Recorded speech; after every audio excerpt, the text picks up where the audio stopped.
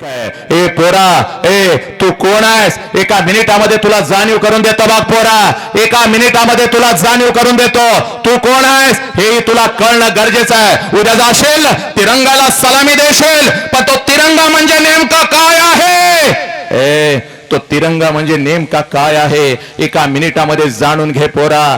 तू कोण आहेस याची ओळख तुला करून देतो बघ. 1999 ला कारगिल युद्ध सुरू झालं माझ्या लेकरांनो.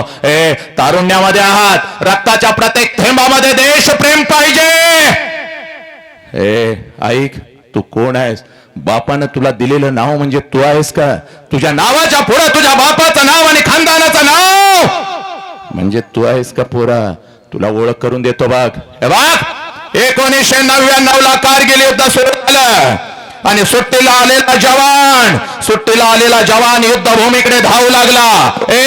सुट्टीला आलेला जवान युद्धभूमीकडे धावू लागला आणि एक जवान युद्धभूमीकडे धावत होता. त्यावेळेला त्याची आई त्याला जवळ घेते आणि आपल्या लेकराला मिठी मारत म्हणते, बेटे बेटे जैसे ही जंग खत्म हो जाएगी, हे बेटे जैसे ही जंग खत्म हो जाएगी तुम घर जरूर वापस आना बेटे, क्योंकि एक माँ तुम्हारा इंतजार कर रही है, एक माँ तुम्हारा इंतजार कर रही है. त्यावेळेला ते पोरग आपल्या आईला मिठी मारत, आणि आपल्या आईच्या नजरेमध्ये नजर घालत आपल्या आईला म्हणता, माँ, ए माँ जरूर वापस आऊंगा, जरूर घर वापस आऊंगा. एक तो इस देश का तिरंगा लहरा कर आऊंगा या उसी तिरंगा में लपेट कर आऊंगा, लेकिन घर जरूर वापस आऊंगा.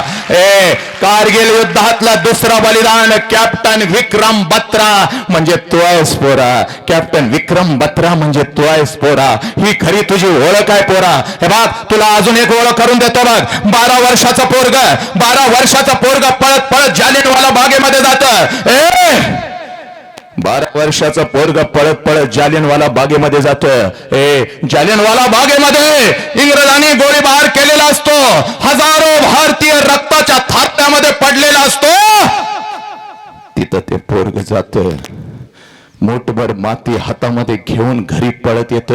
त्यावेळेला त्याची आई विचारते, बेटे क्या है तेरे हाथ में बेटे, क्या है तेरे हाथ में? त्यावेळेला ते पोरग हातातली माती आपल्या आईला दाखवत म्हणतो, माँ इस मुट्ठी में मिट्टी है माँ, मेरे इस मुट्ठी में मिट्टी है माँ.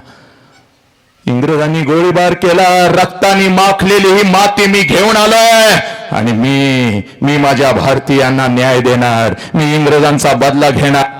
आणि तेच 12 वर्षाचं पोरग वयाच्या 23व्या वर्षी इन्कलाब जिंदाबादचा नारा देत हसत फासावरती जातं. त्याचं नाव भगत सिंग आहे. तो भगत सिंग म्हणजे पोरा,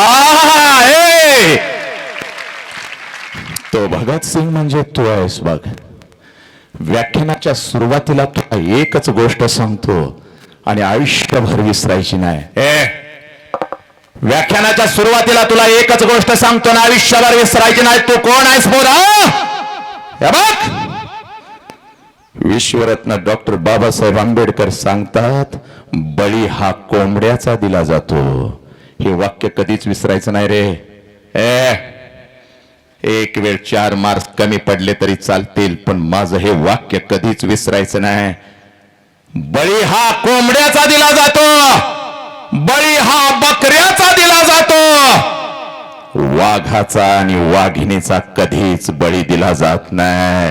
वाघाचा आणि वाघिणीचा कधीच बळी दिला जात नाही. रस्त्यावर जर कुत्रा आलं, हाड म्हणलं की या दिशेला पळतं, हाड म्हणलं की तिकडं पळतं. कुत्र्याला, मांजराला, कोंबड्याला आपली दिशा नसते आणि आपलं अस्तित्व नसतं.